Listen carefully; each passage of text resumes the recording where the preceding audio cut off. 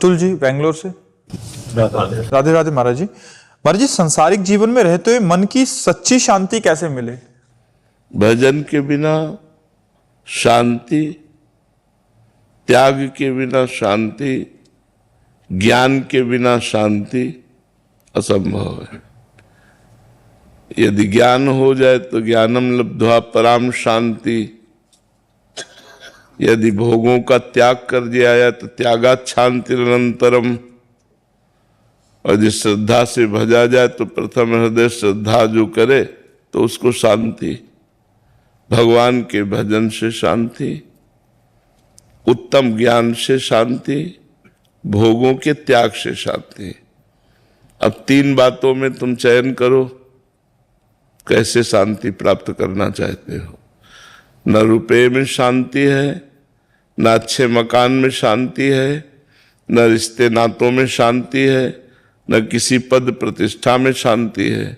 कहीं शांति है भगवान के नाम जप में है, या विशुद्ध ज्ञान प्राप्त हो जाए तो है, या भोगों से पूर्ण त्याग हो जाए तो त्यागात् शांतिरनंतरम, भोगों के त्याग से शांति का प्रादुर्भाव हो जाता है। क्योंकि संसार में जितने भोग भोगे जाते हैं सब दुख योनया है, दुख प्रदान, परिणाम में दुख प्रदान करने वाले हैं। प्रारंभ में सुखद लगते हैं, तो यदि प्रारंभ में सुखद लगते हैं, परिणाम में इनका विष है। यदि तज्ञे अमृतोपमम परिणामे विस्मृ तत्सुखम राजसम स्मृतम।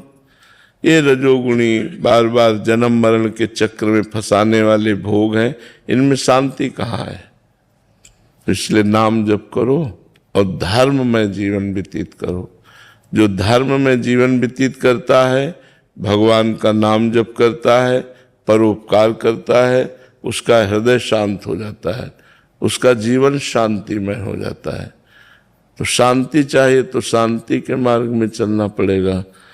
अब अशांति के मार्ग में चलकर शांति प्राप्त करना तो बड़ा कठिन है, इसलिए नाम जप करो।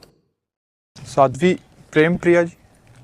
महाराज जी, संत माता जी का प्रश्न है। महाराज जी, आप कह रहे थे कि आपने भारतीय संप्रदाय में दीक्षा लिया था और गुरुदेव के उधर ही आश्रम में ही 10 साल से थे, बट अभी क्या हुआ, पूर्व संस्कार थे या कैसे ही इनकी प्रीति भगवत मार्ग में, प्रेम मार्ग में हो गई और नारायण नाम से इनको बहुत प्रेम हो गया महाराज जी। बट महाराज जी, अभी क्या है, शरीर भी कैंसर रोग से ग्रसित हो गया, अभी साधना का भी कोई वो नहीं रहा, और मतलब दवाइयां चल रही हैं, फिर बार बार नींद आती है, फिर अभी इनको समझ नहीं आ रहा कि आगे का मार्ग कैसे करें, क्योंकि इनका बिल्कुल रुचि नाम में हो गई। आपका सत्संग सुनते हैं। हाँ, तो अभी का मार्ग आगे का बस हर समय नाम जप करते रहो। शरीर जिस समय छूट जाएगा उसी समय भगवान की प्राप्ति हो जाएगी। इसमें ये नहीं होता कि इतना जपने के बाद ही मोक्ष प्राप्त होता है। अगर हम अभी बोले नारायण और हमारा शरीर छूट जाए तो हमें अभी भगवत प्राप्ति हो जाएगी।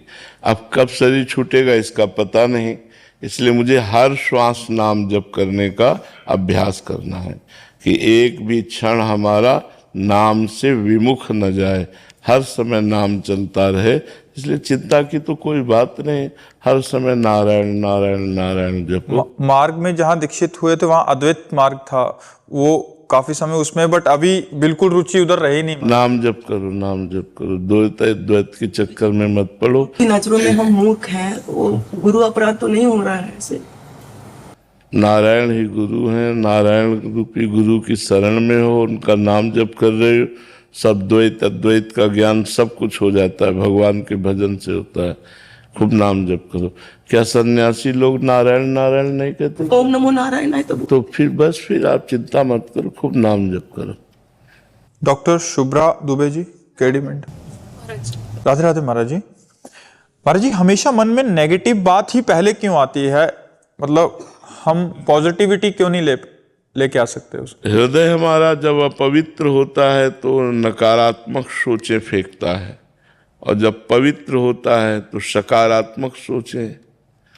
तो हमें नाम जप के द्वारा, शास्त्र स्वाध्याय के द्वारा, तीर्थ अवगाहन के द्वारा, संत समागम के द्वारा अपने हृदय को पवित्र करना चाहिए, जिससे हमारा हृदय सकारात्मक सोच वाला हो जाए। यदि सकारात्मक सोच वाला हो गया तो भारी से भारी दुख और विपत्ति में भी हम उसे सह करके आनंद पूर्वक पार कर सकते हैं।